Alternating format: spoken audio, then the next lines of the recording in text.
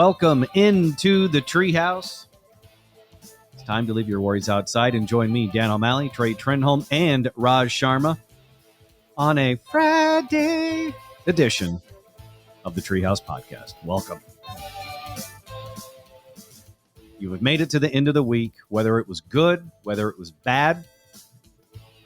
Your Friday is about to get better.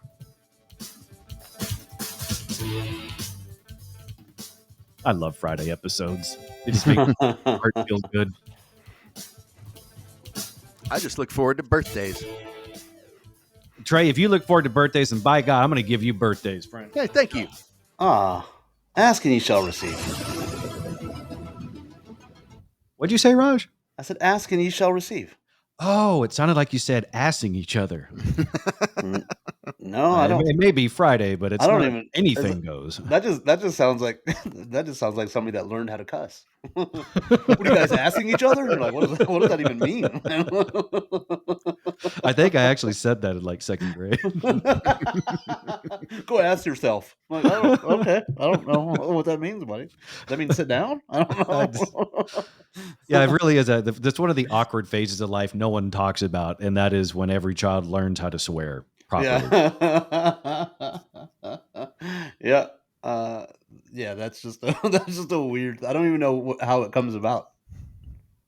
I don't know. I don't remember Learning to swear or assing yourself. Either one of those things. I don't think I've ever asked myself before. But I think we should own that. I think we should actually claim it and put a little treehouse flag in it and claim it as ours. Like next time you really want to get under somebody's skin, you tell them to go ask themselves. Yeah. Or you can tell them to put a treehouse flag in it. Go put a treehouse flag in your ass. That's actually what it would be. It's like they bend over and you shove a treehouse flag in there and it's like, you've been asked.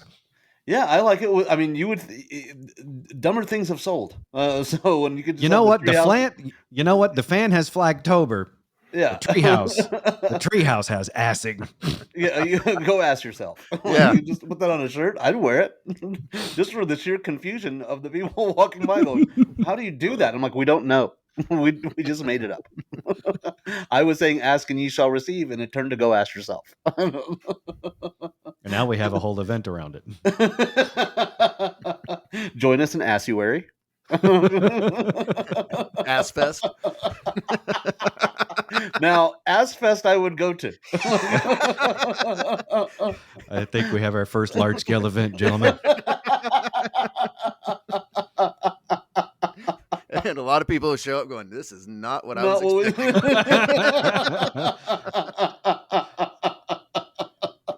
And our last one. Yeah. The only thing that can possibly get us out of this ask conversation is, of course, birthdays. Yeah. Today is Friday, September 29th. My God, September 29th, 2023. Birthdays today. One of my favorite singers, and I didn't realize this till recently, but one of my favorite singers is Halsey, and she is 29 today. She's got a lot of good hits. Probably her biggest is Closer with the Chainsmokers, but she also had Bad at Love. There's a couple of other ones of hers that I really like. And so I realized recently that I really like her music. And then I also realized that I like that style of sort of the breathy female vocalist. Mm-hmm. Yeah. Not sure why, but it just appeals to me. And I've seen a few of her videos. She's actually very, very good live. To have that style of singing, that breathy style of singing, to do that live for a full concert, she's actually very good. And is she running around dancing and things as well, or is it a different type of performance? No, I think there is a couple of them where I think it's more because it's that one song that you just mentioned. One of them, I think it was the second one you mentioned. That's that's the clip that I've seen from a couple of different concerts, and there's no dancing to that. She just kind of paces back around the stage. But yeah, she's actually very good live because you get that. You've seen it before. We've all been to concerts where you're like, man, I mean, there was entertaining. Like I'm a huge Motley Crue fan. And you just have to understand that Vince doesn't know the words and he's going to sound like crap. Everything else is going to be great. There's going to be pyrotechnics. The music is going to be good. The guitar riffs are going to be great. Tommy's still going to fly across the the night sky on the drum kit. Yeah, and he's going to do that, and Vince is just going to F it up the whole time. And you're like, if you know that going in, but like she was great. Like I've seen like the guys, Rascal Flatts, I saw them in Vegas, and they're better live than they are on an album. Wow. Yeah, it was impressive. I'll tell you who was just in concert at Starplex, and it shocked me at how many people went and how expensive the tickets were, was Lana Del Rey. I don't even know who that is. Lana Del Rey, I don't know. But, I mean, she's Summertime Sadness is probably her hit. Okay. I mean, she has others. But, I mean, I talked to people that were paying $300 a seat. Whoa. Wow. And is it Starplex again, or did you just age yourself? I've quit. I long time ago quit trying to keep up with the variations, and I just reverted back because everyone still, if you say Starplex, everyone still knows what you're talking about. We have a standing order in the Treehouse that is, unless they are paying us directly, we're not going to name the current corporate sponsor of Starplex. Okay, because it got too taxing to keep up with it because they would change it every couple of years. And then it just diluted all those names because at the end of the day, we just said, F it, we're calling it Starplex. I don't know. I like the beer. I like the beer that it's named after, the Dos Equis Pavilion. Like I like the Dos Equis. See, to me, they missed a huge opportunity to call it the Dos Equis Starplex and throw in an extra X on Starplex. See, this is why you need to be the head of PR and marketing for. That's the second time this week you've told me to quit my day job as Treehouse host and go into marketing and public relations as if it's not what I'm already doing for this goddamn show every damn day. But trust me, Raj, if Dos Equis comes a knocking, the Treehouse is going to have a couple of X's thrown in the middle of it. I don't expect them to be banned. But the X's are silent. We are not. Yeah, I like it. See, that right there is already pretty good. Solid slogan. The Dos Equis Treehouse. Yeah. The X's may be silent, but they're not. It's already going to outsell Go Ask Yourself. But will it outsell Lana Del Rey? Yeah. That is the question. Other birthdays today. NBA star Kevin Durant and UT great is 35. Trey, that's got to make you happy. Go Horns. Oh, Kevin Durant. That's the one team, because of all the sports things that I want to see in my life, like I've seen the Cowboys win, I've seen the Stars win, I've seen the Mavericks win. The two things, and I've seen Texas win a national championship. There's two things that I really would like to see, and I really don't know if I'll ever see either one, which is a Rangers win the World Series and the Horns win a national championship in basketball.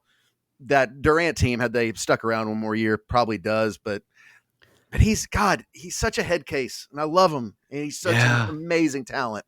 He's kind of a big bitch. Yeah. This would be an excellent time, by the way, to throw in a mention of the Treehouse Football Podcast. We don't typically touch on a lot of basketball yet, but you never know. Yeah. Yeah, the only bigger, like, then when the Mavericks signed Kyrie, but when he went to Brooklyn with Kyrie, I'm like, how do you think that's going to play out? Nothing with Kyrie Irving ever plays out well. Yeah. Mm-hmm. And then you're as sensitive as he is. Like, but you're just, Kevin Durant is just more of a brooding bitch, where, Kyrie, thinks the earth is more flat. like a smack your bitch. Yeah. Happy birthday, Kevin Durant. Former Detroit Lions wide receiver great Calvin Johnson. Today is his birthday. He is 38. Nickname Megatron. Yeah. Detroit, that is a special designation, that you had two of the greatest players at their position retire early because you suck so bad. See, people like to point fingers and make fun of Florida, and it's earned. The reason why we don't do it with Detroit is because it is legitimately sad. It's so sad, it's not even funny. Florida is so just wacky, it can be funny. Even a serious story and a sad story can still end up being Florida funny. But most of the stuff in Detroit, it really is just depressing. Like you said, you had Barry Sanders. He's like, no, I'm good. Quit early. Yeah. Quit in his prime. Calvin Johnson, same thing. And you would think in the landscape of free agency and sports today that those two guys could have said, trade me. Yeah. Or I'm not playing. I am not playing for you ever again. And they would have had to have done it eventually. But instead of going that route, they just pretty much just hit the quit button. Government, I'm done. Actually, no more Detroit for me. My understanding, Barry Sanders did say that, and they flat ass wouldn't trade him. They said no. He didn't follow through on. They basically called his bluff. It's like, just do it, Barry. And he did. Yeah. That's what you're saying. I just thought he just straight up retired. Is the way I remembered it. No, he wanted a trade, and they said absolutely not. And he said, "Fine, I'm done." Yeah, good on him. Because there was speculation. Because I think he had when he retired, I think he had 2 years left on a contract, and there was speculation. Well, okay, contract's up. Maybe he'll actually come play again. And at that point, he was like, "Nah, I'm good."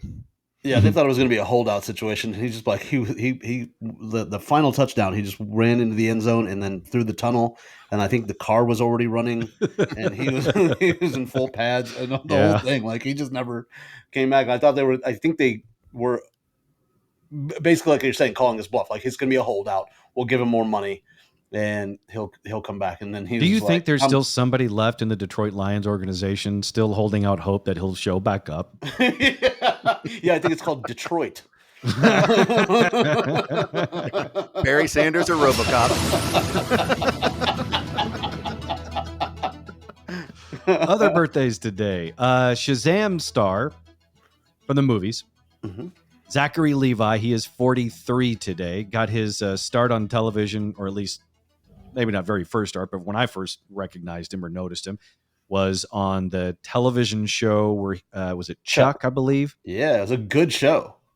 I always wanted to watch it. It looked really funny, but for some reason I never did. I wish I had. But maybe it's good that I didn't, because it eventually, it had a decent run, then it eventually went away, and then he became the star of one of the few DC properties that was actually fun, good in its first outing, and that was Shazam. That actually was a pretty good movie. I haven't seen the second one, so I don't know. Yeah. Yeah. And he follows me on the Instagram. Oh, does he? Yeah. He is another one of those guys that lives in Central Texas. He's a neighbor of not a neighbor, but close neighbor of our friend Tone Bell. Oh, yet Tone Bell still willingly hangs out with 85-year-old neighbor Jerry, but not fellow celebrity. Yeah, Zachary Levi. Yeah, interesting.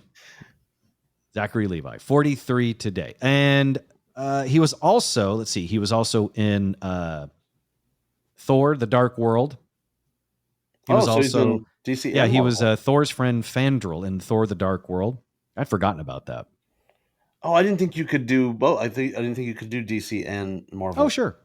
Interesting. Yeah, it just depends on how big of a role you played in whatever thing that you're doing. Look, I'll give you a really good example of this. You can play a part in a DC movie, and then Marvel will still hire you, and vice versa. They don't care. It's going to be difficult for Chris Evans to go do something in DC. Right. If Chris Evans was named Superman, you'd be like, all right, get the F out of here. Yeah, okay, gotcha. But even Marvel has poached its own people that have starred in other Marvel properties. So, Chris Evans. Chris Evans is a great example of that, because he was the Human Torch. Yeah. Oh, that's in right. Those two Fantastic Four movies, and then they cast him as Captain America. But that worked, and that was on a really big scale. And then there's the actor who is now taking over the role of Blade. And I'm brain farting on his name. It's on the tip of my tongue. It's Mahershala Ali. Oh, yeah. Okay? Or Mahershala. I forget how to say his name, but Mahershala Ali. What is it, Raj? Mahershala Ali, who is a phenomenal actor. He's taking the reins from Wesley Snipes, and he's going to be the new Blade in the Marvel stuff. But he had a role in the Luke Cage Netflix Marvel show. Yeah, which was great. And they're just ignoring it. That was actually really good. He had a role in that. He gets murdered by his sister, and then he goes away. But now he's going to become Blade. So Marvel will absolutely poach itself. You can cross the streams. Yeah, and if you look up, it's going to be a very cool role that he's undertaking. He actually, Blade actually pays his taxes, so it's going to be. I was about to ask. Fiction, it's gonna... Does he take the reins, or did he buy him at an auction?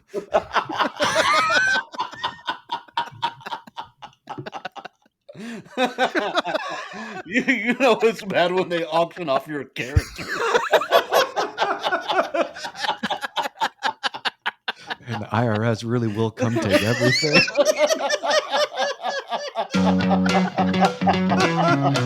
You're in the Treehouse. Visit us online at treehouseonair.com.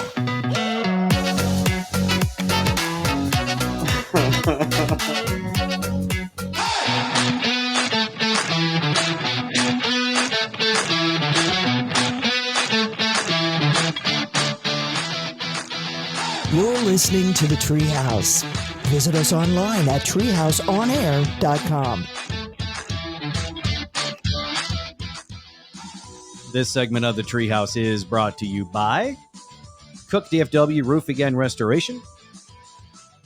Their phone number, 833-COOK-DFW. That's 833-COOK-DFW. Give them a call for your free roof inspection, or the website, cookdfw.com.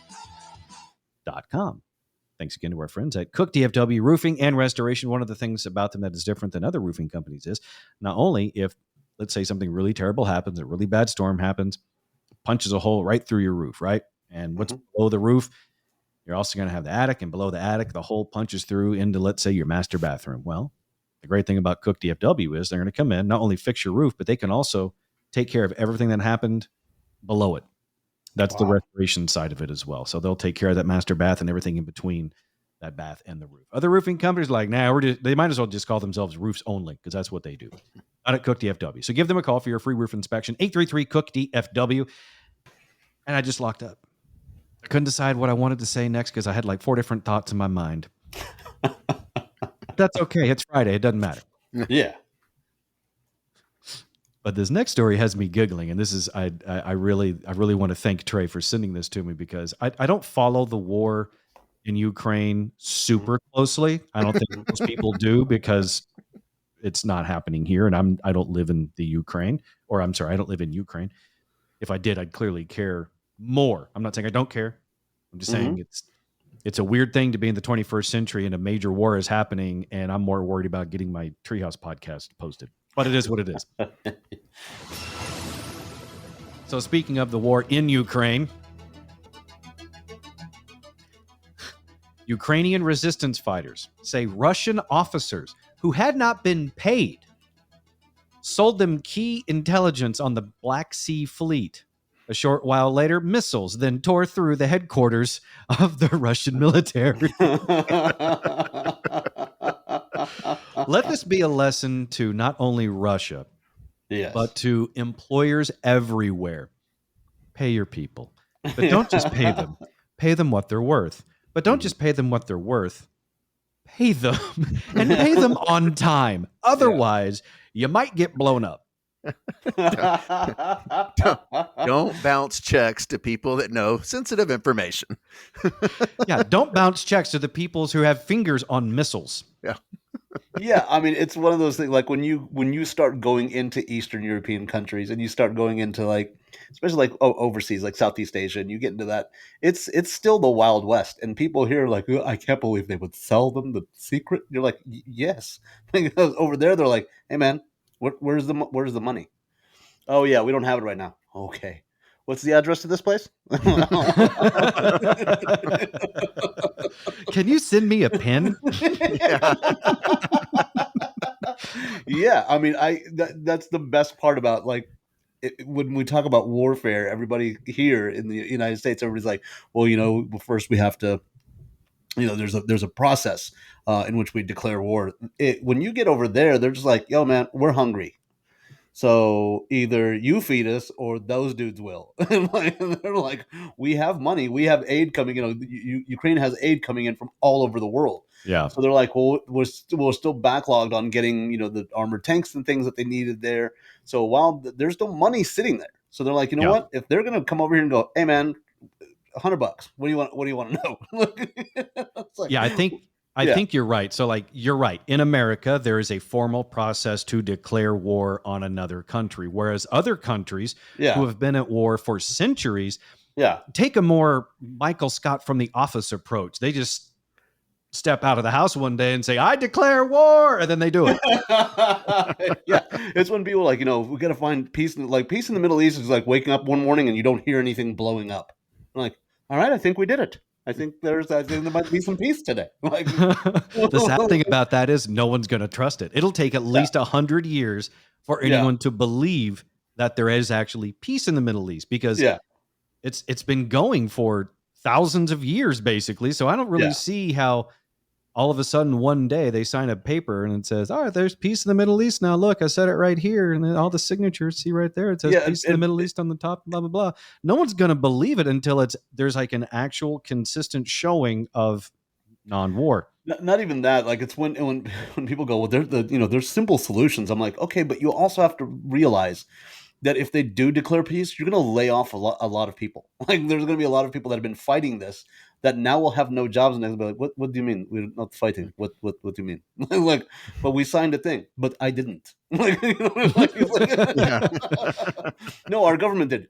I'll fight them. I don't care. Like they don't. What you were describing is Afghanistan. That's basically what it is.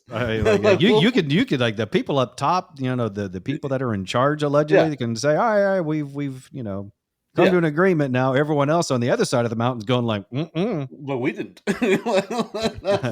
I didn't get that Zoom invite, so I'm still going to suicide bomb you. So Ukraine, like, buying up tactical information for pennies on the dollar is hilarious. That's the funniest thing is you're not talking about hundreds of thousands of dollars or anything else. You're probably talking about $1,000 and a Happy Meal, and you got all the secrets to the Russian military. Yeah, it's amazing the military advantage you can gain with just some spicy nugs.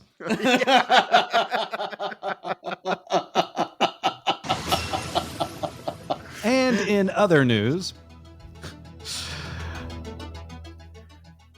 there is a new Spirit Halloween store, which is not typically breaking news, but this one is interesting. This may be the most unique Spirit Halloween in the country, and it is in Sandwich, Massachusetts. Don't get distracted by the name of the town being Sandwich, Massachusetts. I mean, yeah, it's cute and all, but there's also, I don't know how this goes from, unless I read the wrong name. Oh, it says Sandwich, Massachusetts, but then when I'm reading this other story that you sent, Trey, it also says there's a unique Spirit Halloween store location that recently opened in Sagamore, Massachusetts. Yeah, I can't imagine somewhere being named Sandwich. I mean, let's like, that sounds a little well. Like, I mean, that would the place in England, the guy that quote unquote named the sandwich was the Earl of Sandwich. Sandwich, yes. I mean, outside of that, I don't see it being done again. Like that. Just, I mean, I just feel bad for immigrants that move there because nobody's going to believe where they're from. It's like, so where are you from? And it's like some Indian immigrant who just got there. It's like, I'm from Sandwich. And they're like, well, he's hungry. We don't know what he needs. He won't tell us where he's from. Keep feeding him. I'm like, Sandwich. I understand you need a sandwich. Where are you from? Like, that's what's going to keep happening. So let's just use the other place. I don't know. I mean, if you rename a town in Indiana Pizza, I might go there. Because otherwise I really have no reason to want to go to Indiana. But if you have a town called Pizza Indiana, I might go, and then maybe on my way out I'll stop by French Lick where Larry Bird was born. So there is a new Spirit Halloween location that recently opened up in Massachusetts, housed in an iconic landmark that has welcomed visitors to Cape Cod for decades. It's the former Christmas Tree Shops location. With its windmill and thatched roof, it makes for a scene right out of The Village from Frankenstein. So this really is a cool-looking Spirit Halloween store. There's a windmill and a thatched roof house, and Spirit Halloween doesn't really shy away from opening up in any damn place. No, if you look at the picture, it looks to me like a Dutch picture of the windmill, and right there, and yeah, it's just proof that Spirit Halloween is just, they're brilliant, but they will put one of those things anywhere. Yeah, anytime I see a business, they'll put it in there. That's exactly honestly, Trey, you're right. There are radio stations right now that I'm surprised aren't currently Spirit Halloween stores. They could actually turn a profit. Meanwhile, Spirit Halloween across the tollway is just waiting. Yeah, anywhere, like anytime I see a building that's like going out of business, I'm like, oh, that landlord is got to be so excited because they got Spirit Halloween coming in. Mm-hmm. And for that, however many months that they're open, like what is it, end of August to like the last week? The last week of October. 2 months. Yeah, it's like there are basically now. There used to just be one way to tell that fall was here, and that was the start of a new NFL season, right? Yeah. Then it turned into, well, when pumpkin spice comes back, that's the new indicator of fall. So gross. Now you throw in the Spirit Halloween store is coming sign. You're like, oh man, it's time to bust out the flannel. Yeah. Yeah, you can't tell anymore by decorations of what they're selling because they started selling Halloween decorations at the beginning of August. Mm-hmm. Yeah. Yeah, and it's Spirit Halloween is like, it reminds me of like the fireworks stand.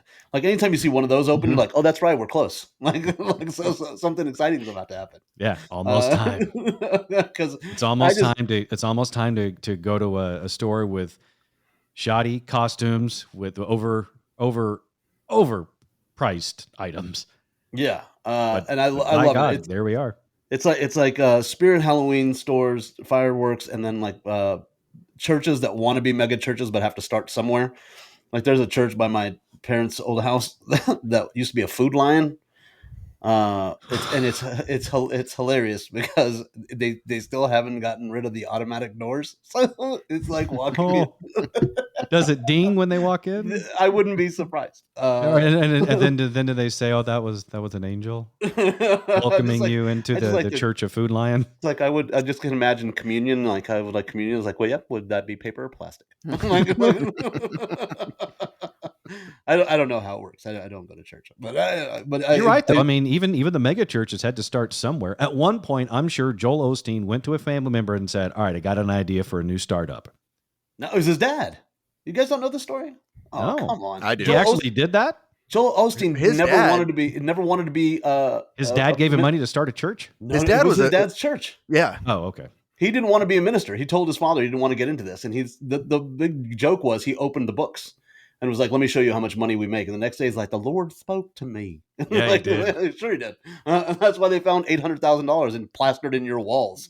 Yeah. So when Joel Osteen says the Lord spoke to me, that's just what they call the ledger that his dad. Like, I'm surprised the Lord. I'm surprised his dad's name wasn't DeLord. Like, the Lord talked to me. The Lord? No, DeLord. That's my dad's name. DeLord Osteen. But yeah, I mean, he never wanted to be. And now his church is like my favorite moment of my comedy career was in Houston, and I was featuring for my buddy Ian Bagg, and there were 4 women stage left who were clearly out of place because if you've ever seen Ian, it's no holds barred. It's crowd work. He has no filter. He's brilliant. And these 4 women look like, at one point I just kind of turned and I'm like, I don't know why they're here in my head. And he started talking to them. And they were on their way to the summit where the Rockets used to play to see Joel Osteen, but they couldn't, quote, get tickets in time. Oh, Jesus. And I was like, there's tickets to church. And then my only thought after that was, then there's somebody's scalping tickets to church. And that just the thought of people outside, like I got 2 front row for Jesus, 2 front row for Jesus. Like just the thought of scalpers for Christ. Scalpers or the for sad Christ. The sad thing is that you see the tickets for Osteen's church popping up on SeatGeek. And even the obstructed view seats will sell. I wonder if there's an all-you-can-eat section. I don't know how it works, but I'm just wondering. Like, I don't think Osteen's church has $1 dog bite.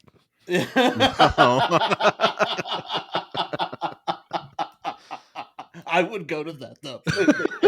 That would involve feeding people and not making a profit. Yeah, that is true. That's really against their business model.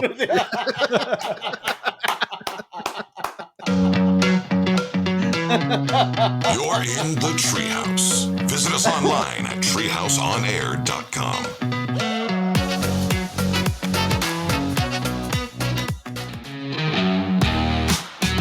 You're listening to The Treehouse.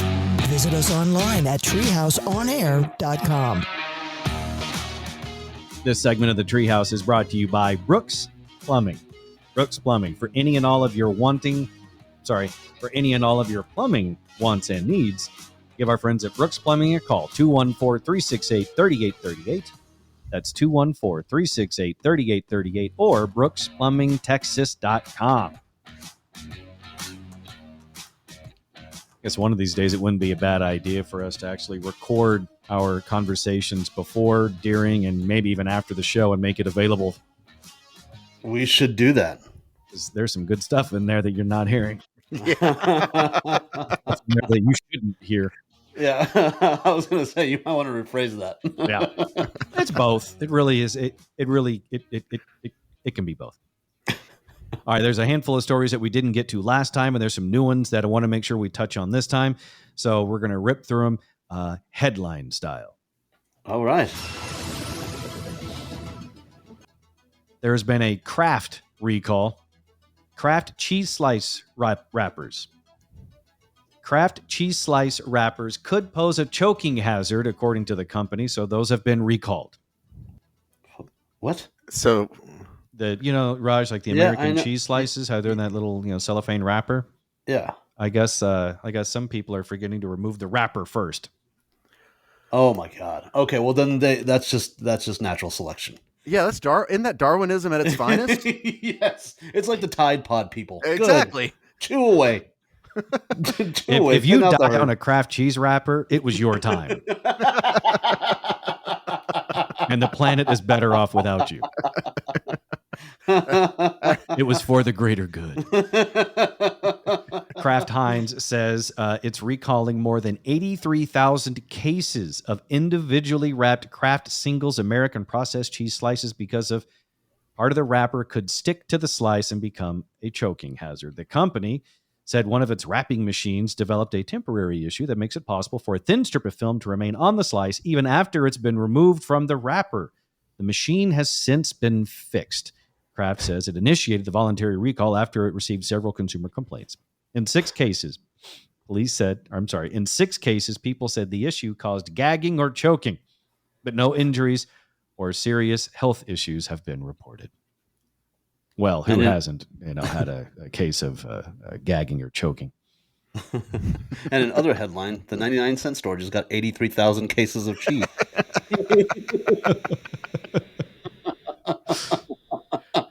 Oh, my God. Also, this is one of my favorite headlines recently. Florida man sets fire to car belonging to ex-girlfriend who also happens to be his cousin. Yes. Yeah. That's Florida. I love that place. What is it about that state? I mean, it really is just it. There's too much salt water in the air. It's gotta mess up your brain. I don't know how it works, but it's just, I don't know if you've been. Yeah, it's just, I don't like it. I don't like that place. That all of that story makes sense if you said that any place else, you'd be like, oh man, that's messed up. The minute you go Florida, you go, okay, yeah, all of that makes sense. Yeah, I could have done a multiple choice. I could have said a man from this state sets fire to a car belonging to his ex-girlfriend who also happens to be his cousin. Was it A, from Arkansas, B, from Texas, C, Florida? To which your answers would have been? Florida. Exactly. Well, yeah. Arkansas could have been a close second. It's possible. Well, I think they get a lot of grief. I think Arkansas is literally like every story goes, see, it's not us. It's them. Like, I don't know why we get so much grief for it. I think the Arkansas version of that story would have been Arkansas man who's in relationship with cousin sets fire to car belonging to ex-girlfriend.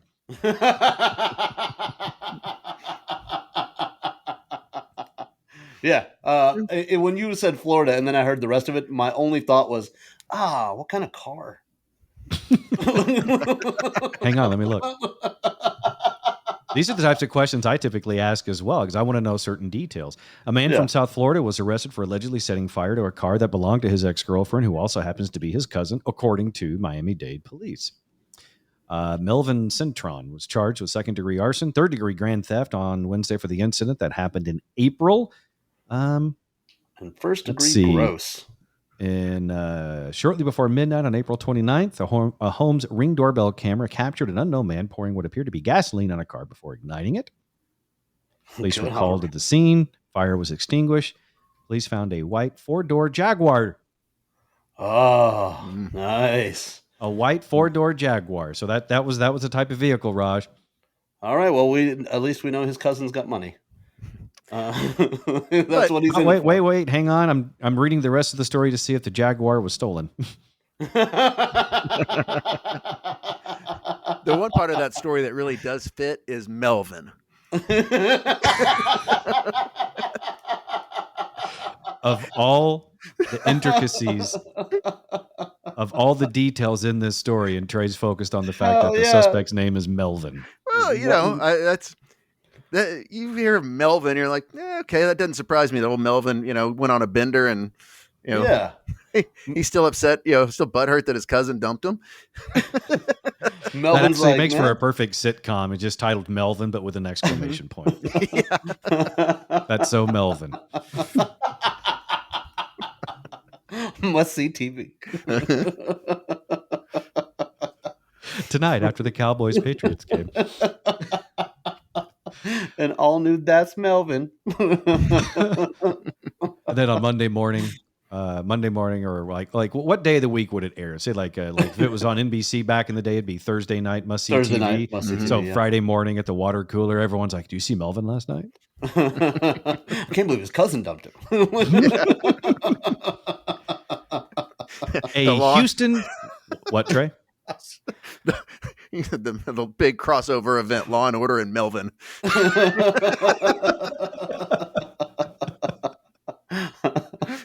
It's a very fitting crossover.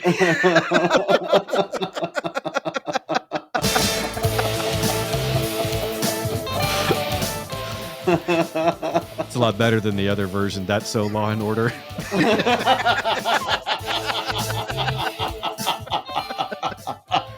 Be sure to like, follow, share all things Treehouse at treehouseonair.com. Social media at Treehouse On Air. For me, at the Dan O'Malley. For Trey, at Trey Trim Home 1. And for Raj, at Comedian Raj. Like I said, like, follow, share all things Treehouse. That includes telling a friend about the Treehouse. Bring a friend with you next time. We'd appreciate it. And if that friend also owns a business that would like to advertise in the Treehouse, we'll take that too. Treehouseonair@gmail.com. We will see you next time in the Treehouse. See you. Bye.